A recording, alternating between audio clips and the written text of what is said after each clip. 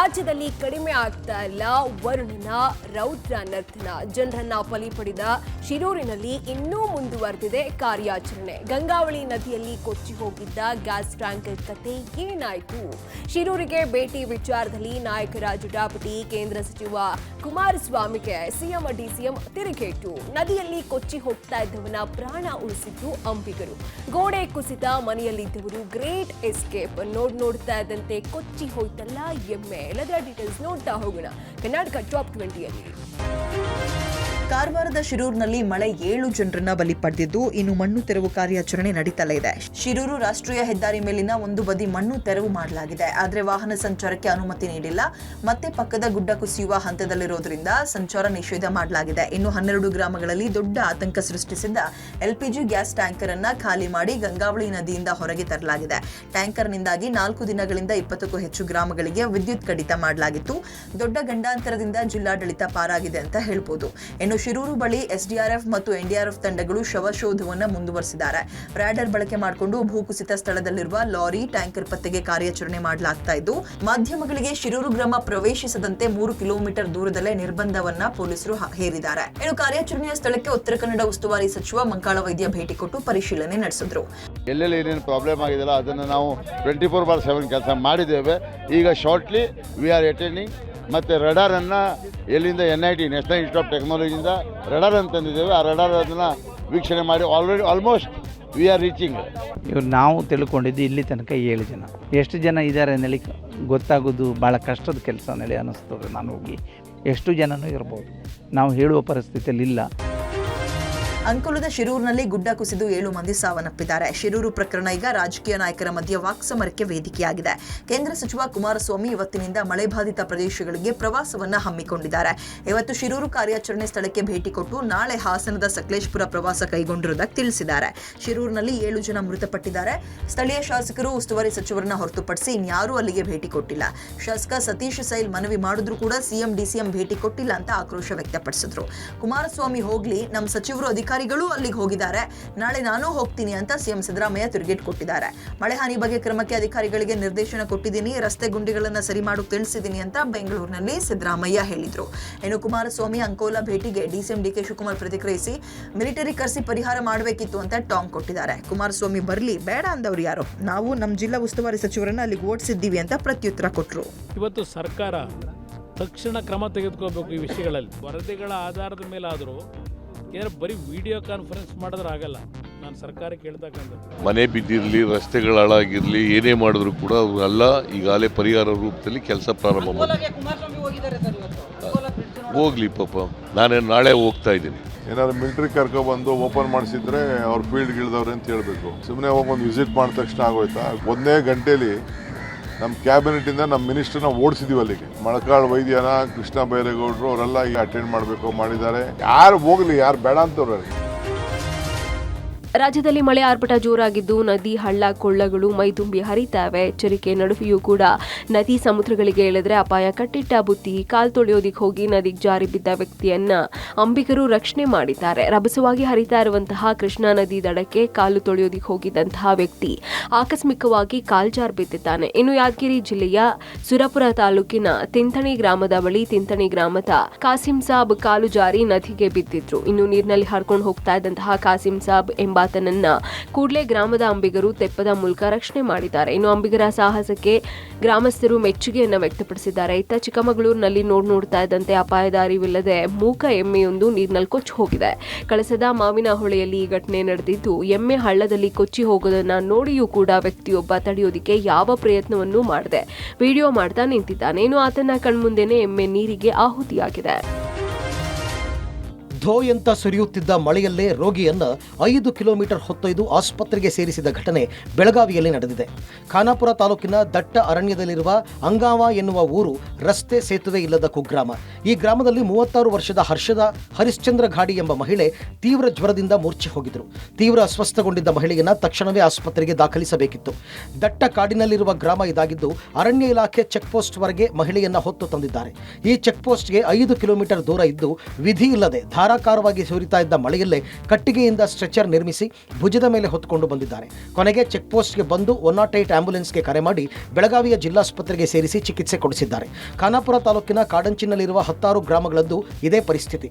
ಮಕ್ಕಳು, ಗರ್ಭಿಣಿಯರು, ವಯಸ್ಸಾದವರನ್ನ ಆಸ್ಪತ್ರೆಗೆ ಕರೆದೊಯ್ಯಬೇಕು ಅಂತಂದ್ರೆ ಇಂತಹ ದುಸ್ಸಾಹಸ ಮಾಡಲೇಬೇಕು.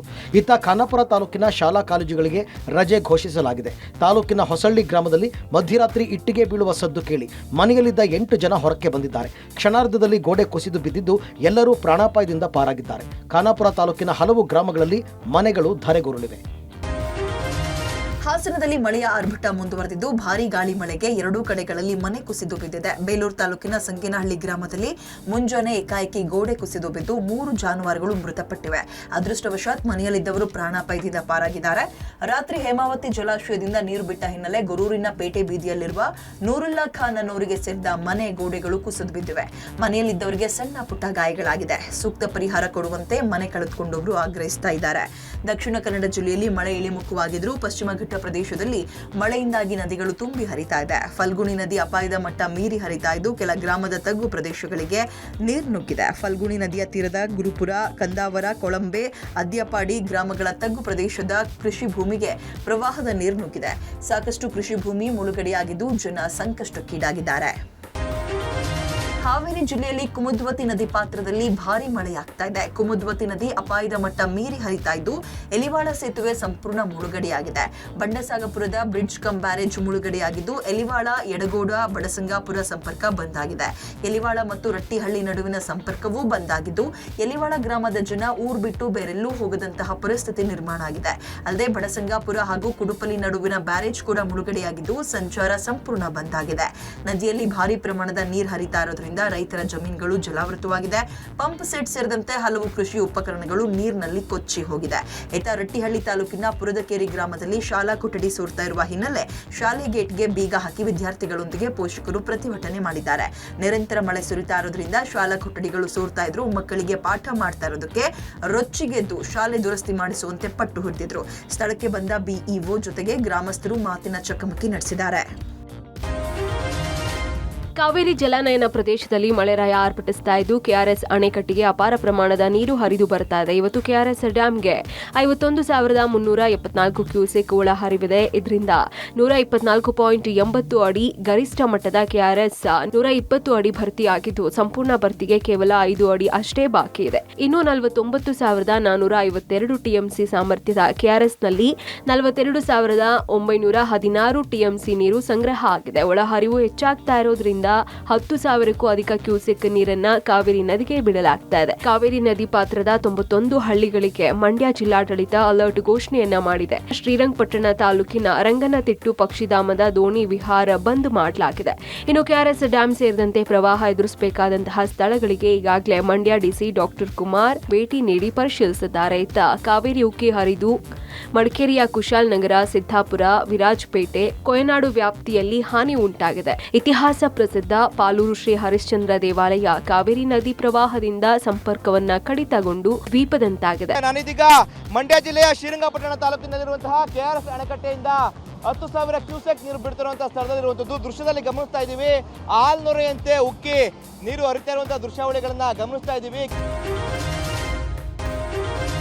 ಮೈಸೂರಿನಲ್ಲಿ ನಿರಂತರ ಮಳೆ ಹಿನ್ನೆಲೆ ಚಾಮುಂಡಿ ಬೆಟ್ಟದಲ್ಲಿ ಜಲಪಾತವೇ ಸೃಷ್ಟಿಯಾಗಿದೆ. ಕಳೆದ 4-5 ದಿನಗಳಿಂದ ನಿರಂತರವಾಗಿ ಮಳೆ ಸುರಿತಾ ಇರೋದ್ರಿಂದ ಬೆಟ್ಟದ ಅಲ್ಲಲ್ಲಿ ಸಣ್ಣ ಸಣ್ಣ ಜಲಪಾತಗಳಂತೆ ನೀರು ಧುಮ್ಮಿಕ್ತಾ ಇದೆ. ಚಾಮುಂಡಿ ಬೆಟ್ಟಕ್ಕೆ ಹಾದು ಹೋಗುವವರಿಗೆ ಈ ಕಿರು ಜಲಪಾತಗಳು ತುಂಬಾ ಆಕರ್ಷಣೀಯವಾಗಿದೆ.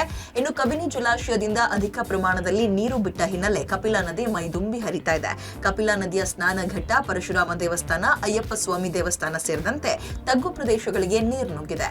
ನಂಜನಗೂಡು ದೇವಾಲಯಕ್ಕೆ ಜಲದಿಗ್ಬಂಧನ ಉಂಟಾಗಿದ್ದು ಇತ್ತ ಹೊಗೆನಕಲ್ ಜಲಪಾತದ ವೈಭವ ಡ್ರೋನ್ನಲ್ಲಿ ಸರಿಯಾಗಿದ್ದು ಭೋರ್ಗರಿತಾ ಇರುವ ಕಾವೇರಿ ನದಿಯ ಅಬ್ಬರ ನೋಡುವುದೇ ಚಂದ. ಕಬಿನಿ ಕೆಆರ್ಎಸ್ನಿಂದ ಹೆಚ್ಚು ಹೊರಹರಿವು ಇರೋದ್ರಿಂದ ಹೊಗೆನಕಲ್ ಫಾಲ್ಸ್ಗೆ ಜೀವ ಕಳೆ ಬಂದಿದೆ. ಚಾಮರಾಜನಗರ ಜಿಲ್ಲೆಯ ಹೊಗೆನಕಲ್ ಫಾಲ್ಸ್ ಜಲವೈಭವ ಎಷ್ಟು ಬಣ್ಣಿಸಿದ್ರೂ ಸಾಲಲ್ಲ.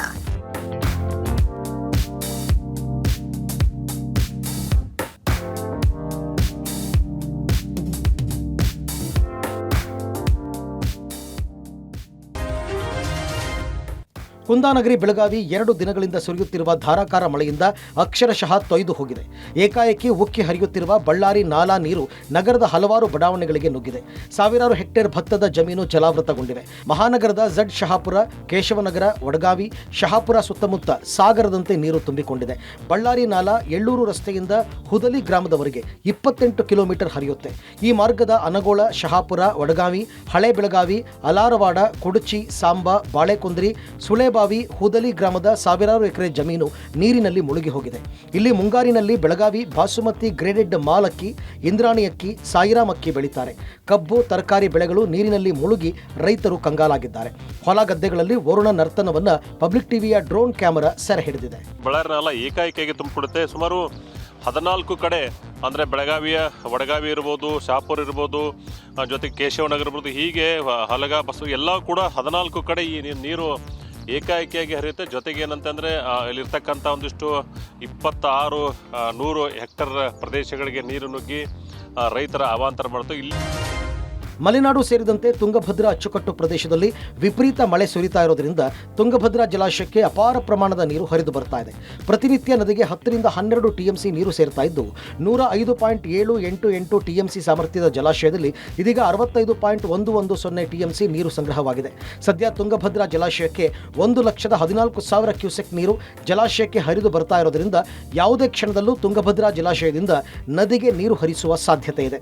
ಹೀಗಾಗಿ ನದಿ ಪಾತ್ರದ ಜನರಿಗೆ ತುಂಗಭದ್ರಾ ಆಡಳಿತ ಮಂಡಳಿಯಿಂದ ಎಚ್ಚರಿಕೆಯ ಸಂದೇಶ ರವಾನಿಸಲಾಗಿದೆ. ನದಿ ಪಾತ್ರದ ಜನರು ನದಿ ತೀರಕ್ಕೆ ತೆರಳದೆ ಎಚ್ಚರಿಕೆಯಿಂದ ಇರೋದಕ್ಕೆ ಸೂಚನೆ ನೀಡಲಾಗಿದೆ. ಬೀದರ್ನಲ್ಲೂ ತಡರಾತ್ರಿ ಸುರಿದ ಮಳೆಗೆ ಭಾರೀ ಅವಾಂತರ ಸೃಷ್ಟಿಯಾಗಿದೆ. ಮಳೆಯಿಂದ ಸೃಷ್ಟಿಯಾದ ಹೊಂಡದಲ್ಲಿ ಲಾರಿ ಸಿಲುಕಿ ಚಾಲಕ ಪರದಾಡಿದ್ದಾನೆ. ಹುಲಸೂರು ತಾಲೂಕಿನಲ್ಲಿ ಸತತ ಮಳೆಗೆ ಬಸವ ಕಲ್ಯಾಣ ರಸ್ತೆಯಲ್ಲಿ ದೊಡ್ಡ ದೊಡ್ಡ ಹಳ್ಳಗಳು ಸೃಷ್ಟಿಯಾಗಿವೆ. ಮಹಾರಾಷ್ಟ್ರ ಬೀದರ್ ಗಡಿಯಲ್ಲಿರುವ ಈ ಹೆದ್ದಾರಿಯಿಂದ ಪ್ರತಿದಿನ ಸಾವಿರಾರು ವಾಹನಗಳು ಸಂಚರಿಸುತ್ತವೆ. ಬೀದರ್ ನಗರದಲ್ಲೂ ಜಿಲ್ಲಾ ರಂಗಮಂದಿರದ ಬಳಿ ಮರದ ಬೃಹತ್ ಕೊಂಬೆಗಳು ಮುರಿದು ಬಿದ್ದಿವೆ. ಕಾಫಿನಾಡಿನಲ್ಲಿ ಗಾಳಿ ಮಳೆ ಅಬ್ಬರ ಮುಂದುವರೆದಿದ್ದು ಕೊಪ್ಪ ತಾಲೂಕಿನ ಬಸರಿಕಟ್ಟೆ ಗ್ರಾಮದಲ್ಲಿ ಪಶು ಆಸ್ಪತ್ರೆ ಸುತ್ತ ಗುಡ್ಡ ಕುಸಿದು ಆಸ್ಪತ್ರೆಗೆ ಸಂಪೂರ್ಣ ಮಣ್ಣಿನ ದಿಗ್ಬಂಧನ ಉಂಟಾಗಿದೆ. 2023ರಲ್ಲಿ ಪಶು ಆಸ್ಪತ್ರೆ ಕಾಮಗಾರಿ ಮುಗಿದಿದ್ದರೂ ಅಧಿಕಾರಿಗಳು ಯಾಕೋ ಉದ್ಘಾಟನೆ ಭಾಗ್ಯ ನೀಡಿಲ್ಲ. ಈ ವಾರದಿಂದ ಸುರಿದ ಮಳೆಗೆ ಆಸ್ಪತ್ರೆ ಹಿಂಭಾಗ ಭಾರೀ ಪ್ರಮಾಣದಲ್ಲಿ ಗುಡ್ಡ ಕುಸಿತವಾಗಿದೆ. 60 ಅಡಿ ಎತ್ತರ, 100 ಅಡಿ ಅಗಲಕ್ಕೆ ಗುಡ್ಡ ಕುಸಿತಗೊಂಡಿದೆ. ಆಸ್ಪತ್ರೆಯ ಹಿಂಭಾಗದ ಬಾಗಿಲು, ಕಿಟಕಿ ಎಲ್ಲವೂ ಮಣ್ಣಿನಿಂದ ಲಾಕ್ ಆಗಿದೆ. ಆಸ್ಪತ್ರೆ ಒಳಗಡೆ ಕೆಸರು ಮಣ್ಣಿನ ನೀರು ಪ್ರವೇಶ ಮಾಡ್ತಾ ಇದೆ. ಗುಡ್ಡಕ್ಕೆ ತಡೆಗೋಡೆ ನಿರ್ಮಿಸದ ಕಾರಣ ಭಾರಿ ಪ್ರಮಾಣದಲ್ಲಿ ಗುಡ್ಡ ಕುಸಿತಗೊಂಡಿದೆ. ಮಳೆ ಮತ್ತಷ್ಟು ಹೆಚ್ಚಾದರೆ ಇನ್ನೂ ಹೆಚ್ಚಿನ ಪ್ರಮಾಣದ ಗುಡ್ಡ ಕುಸಿಯುವ ಆತಂಕ ಹೆಚ್ಚಾಗಿದೆ.